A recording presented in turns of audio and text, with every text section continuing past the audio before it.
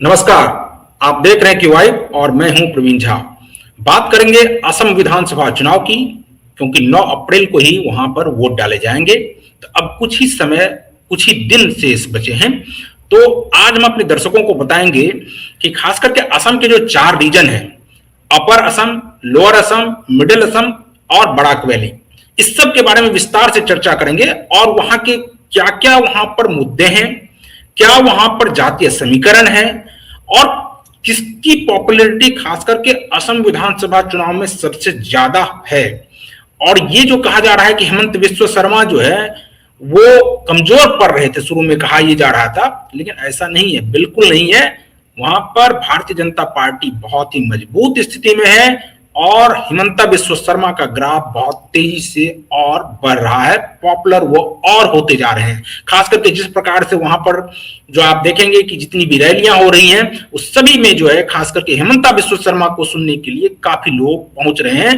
तो इसी से अंदाजा लगाया जा सकता है कि वहां पर किस प्रकार से उनका ग्राफ बढ़ा है। और इस सब पर चर्चा करने के लिए आज हमारे साथ वरिष्ठ पत्रकार संजीव प्रियदर्शी जी जुड़े हुए हैं। संजीव जी, हम आपसे जानना चाहेंगे कि ये जो खास करके असम में ये कहा जा रहा था कि हिमंता बिस्वा शर्मा को लेकर लोग नाराज हैं, ऐसा तो होता हुआ दिख नहीं रहा है और उनका ग्राफ जो है वो बढ़ता ही जा रहा है और बहुत तेजी से बढ़ा है।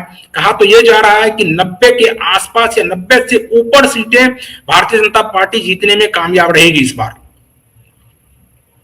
हाँ, एनडीए पूरा मिलकर जो है 90 या 90 प्लस सीटों पर जा सकती है। निश्चित रूप से देखिए, हिमंता बिस्वा शर्मा एक लोकप्रिय नेता है और सबसे बड़ी बात है कि युवाओं के बीच उनकी पकड़ बहुत मजबूत है और पोलराइजेशन की जो पॉलिटिक्स है बीजेपी की, वो वहां इसलिए काम कर रही है क्योंकि ये आज से नहीं 4 दशक से जो आउटसाइडर का वहां मुद्दा है, खास करके जो बांग्ला स्पीकिंग मुस्लिम है, खास करके जो बांग्लादेश से आए थे, उसको लेकर वहां जो मूलवासी असम के हैं उनमें एक सेंटिमेंट नजर आता है। उनको लगता है कि उनकी भाषा, उनकी संस्कृति, उनके क्षेत्र पर कहीं बाहर के लोग कब्जा न कर लें या डेमोग्राफी चेंज हो जाए तो वो सत्ता से बाहर हो जाए, सरकारी नौकरियों से बाहर हो जाए, सिस्टम से बाहर हो जाए।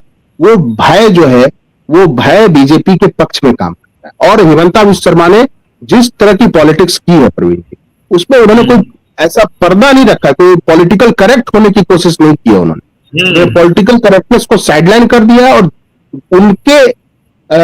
उनका जो इक्वेशन है, जो रिलीजियस लाइन पे जो इक्वेशन है, उसी लाइन पर वो पिछले 5 साल से बैटिंग कर रहे हैं। आगे बढ़ा रहे हैं लगातार। बिल्कुल, वो उन्होंने उसको इस तरह से पोलराइज कर दिया है कि ये हिंदू बनाम मुस्लिम का चुनाव है। और मुस्लिम में भी देखिए, लोग ये समझते हैं कि मुस्लिम मीन्स टोटल मुस्लिम नहीं। जो असम के मूल मुस्लिम है उनके खिलाफ उनका कोई अभियान नहीं है, उनका कोई घर नहीं तोड़ा जा रहा है। जो वैसे मुस्लिम जो बाहर से आए, बांग्ला स्पीकिंग, उसमें हो सकता है कुछ पश्चिम बंगाल के भी मुस्लिम लोग हों और कुछ बांग्लादेशी शरणार्थी ज्यादातर।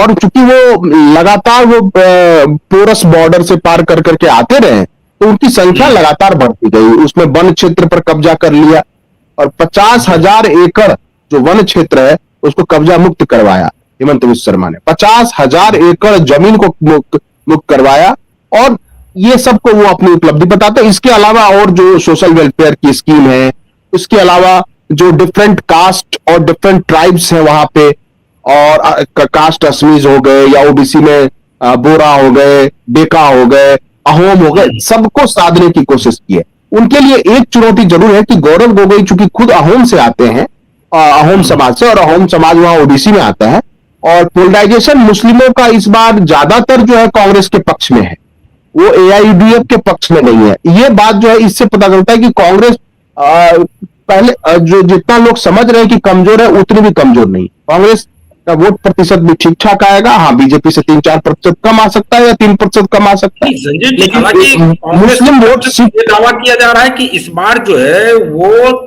तीसरी बार, खास करके तीसरी बार यानी हैट्रिक भारतीय जनता पार्टी वहां पर नहीं लगाएगी, ऐसा कांग्रेस के नेता दावा कर रहे हैं।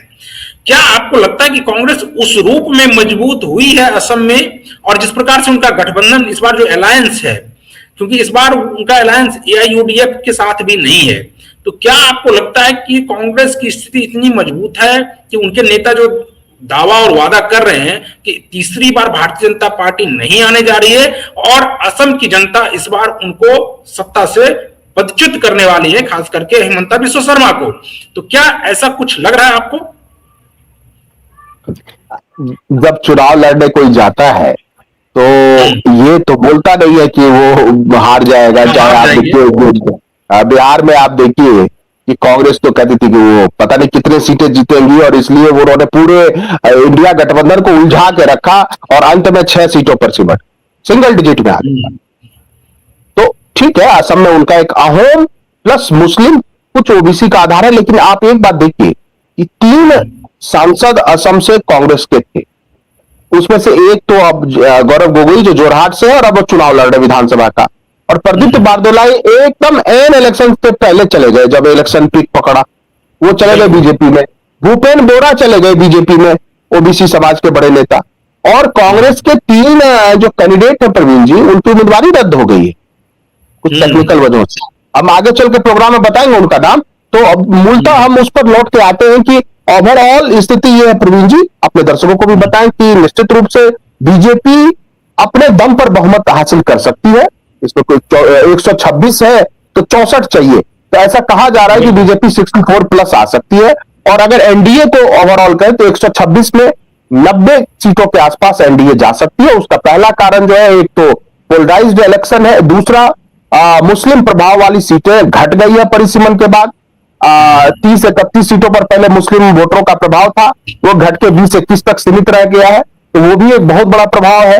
सोशल वेलफेयर स्कीम्स बहुत बड़ा प्रभाव है। और अगर एआईयूडीएफ जो बदरुद्दीन अजमल की पार्टी है, अगर वो 2% ही मुस्लिमों का वोट काटती है तो वो तो कांग्रेस का ही नुकसान करेगी, इसमें तो कोई दो मत नहीं। तो इसलिए विपक्ष बिखरा हुआ है, कांग्रेस में कंफ्यूजन है, कांग्रेस में कई बड़े नेता। उसके लिए तो ये कहा जा रहा है कि एक जो खास करके जो झारखंड के मुख्यमंत्री हेमंत सोरेन जो जा रहे हैं वहां पर, तो वो ये कहा जा रहा है कि वो भारतीय जनता पार्टी का वोट काटेंगे। तो उधर अगर ये यूडीएफ की तरफ से अगर 2% मुस्लिम का वोट कटता भी है, तो इधर से जो है हेमंत सोरेन जो है वो कुछ आदिवासियों का वोट काटेंगे और वो फिर बराबर हो जाएगा। नहीं, देखिए पेपर पे ये सब बातें अच्छी लगती है जब एसी रूम में बैठ के ये सब डायग्राम बनाया जाता है कि ये 2% उधर काट लेंगे। पॉलिटिक्स बहुत ही प्रैक्टिकल चीज, बहुत प्रैक्टिकल तरीके से उसको इलेक्शन को लड़ा जाता है। अब वो कह रहे हैं 19 कैंडिडेट वो लड़ाएंगे, कहां से लाएंगे 19 कैंडिडेट? अब वहां तो कांग्रेस के भी कैंडिडेट होंगे, कांग्रेस साथ अलायंस तो है नहीं उनका। और कोई भी वोटर जो अपना वोट जाया नहीं करना चाहता। दूसरी बात, अभी इधर 2 दिन पहले जब वो गए थे वो टी लेबर गार्डन्स के बीच में, यानी चाय श्रमिकों के बीच में जब गए थे हेमंता, तो उन्होंने एक और बात कही कि अब 1 अप्रैल से जो है वो हंसते हंसते बोल गए कि अब 30 रुपया और बढ़ जाएगा डेली वेज तुम्हारा। और जो अरुणोदय की उनकी स्कीम है, जो निगुन मुआवजा जो यानी बच्चियों को पैसा देते हैं और जो मेधावी बच्चों को पैसा देते हैं, वो बहुत सारी ऐसी स्कीम्स हैं जिससे उन्होंने उस आक्रोश को कम करने की कोशिश की है टी लेबर गार्डन का। तो ठीक है, निश्चित रूप से वोट काटेंगे, लेकिन मुझे लगता है इतना बड़ा चंक वो नहीं काट पाएंगे हेमंत सोरेन, जिससे कि बीजेपी को नुकसान। जी।